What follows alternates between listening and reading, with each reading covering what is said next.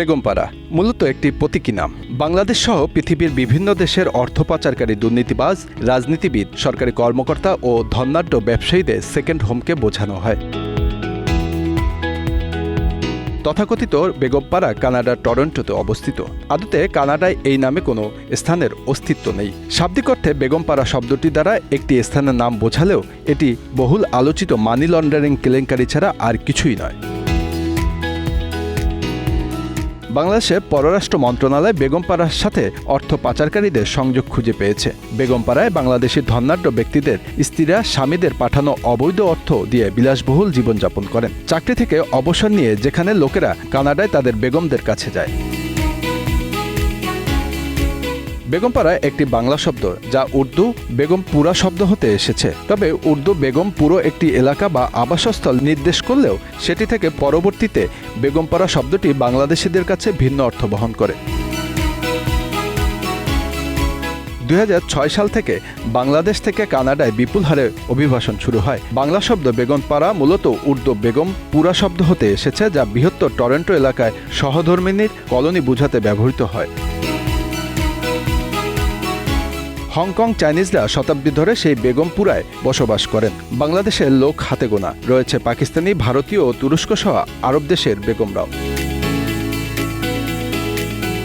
সেখানেও ওই সমস্ত দেশের ধনী পরিবারের বেগমরা তাদের বাচ্চাদের নিয়ে থাকেন ও বাচ্চাদের ভালো স্কুল, কলেজ, বিশ্ববিদ্যালয়ে পড়ান। আর তাদের স্বামীরা নিজের দেশ বা অন্য কোথাও ব্যবসা করেন বা বড় বড় চাকরি করেন। টরন্টো আসা যাওয়া করেন মাঝে মাঝে।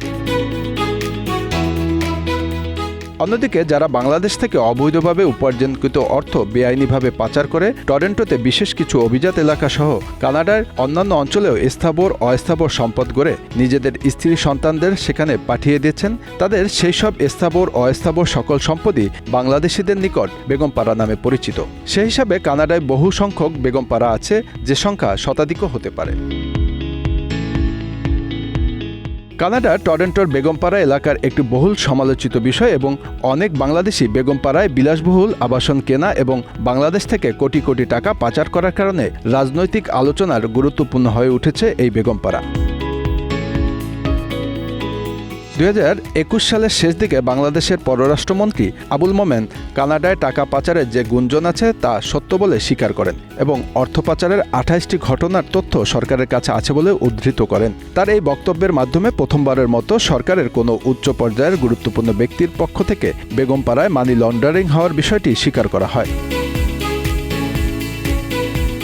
বহু সমালোচিত বিষয় হওয়া সত্ত্বেও এই অর্থ পাচারের সম্পর্কে কোনো বিশেষ ব্যক্তি, প্রতিষ্ঠান বা গোয়েন্দা সংস্থার পক্ষ থেকে বেগমপাড়ায় অর্থ পাচারকারী ব্যক্তিগণের তালিকা সহ কোনো শ্বেতপত্র এখন অবধি প্রকাশিত হয়নি। দুর্নীতি দমন কমিশন বেগমপাড়ায় বাড়ি কেনায় এমন ব্যক্তিদের একটি তালিকা দিতে সরকারকে অনুরোধ করেছিল।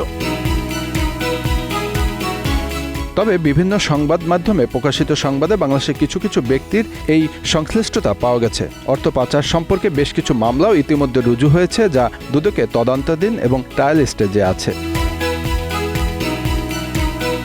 বাংলাদেশ ফিনান্সিয়াল ইন্টেলিজেন্স ইউনিট আদালতে জানায় যে তারা বেগমপাড়ায় বিতর্কের প্রক্রিয়ায় কানাডার ফিনান্সিয়াল ইন্টেলিজেন্স ইউনিটকে বাংলাদেশ থেকে কানাডায় অর্থ পাচারকারী সকল বাংলাদেশি তথ্য দেওয়ার জন্য অনুরোধ করে। যুক্তরাষ্ট্রের ওয়াশিংটন ভিত্তিক গবেষণা প্রতিষ্ঠান গ্লোবাল ফাইন্যান্স ইন্টিগ্রিটি GFI 2020 সালে বলেছিল বাংলাদেশ থেকে প্রতি বছর গড়ে 753 কোটি 37 লাখ ডলার পাচার হয়, যা বাংলাদেশি টাকায় 64,000 কোটি টাকার সমান। তারা আরও উল্লেখ করে যে 2015 সালে সর্বোচ্চ 1,151 কোটি 30 লাখ ডলার বিদেশে পাচার হয়েছিল। পাচারকৃত টাকার পরিমাণ বিবেচনায় দক্ষিণ এশিয়ায় পাচারকারী দেশ হিসেবে দ্বিতীয় স্থানে বাংলাদেশ। অপরদিকে 2017 থেকে 2020 সাল পর্যন্ত 4 বছরে সুইস ব্যাংকে বাংলাদেশিদের প্রায় 25,000 কোটি টাকার তথ্য প্রকাশ করেছে সুইজারল্যান্ডের কেন্দ্রীয় bank. Bangla affairs news desk.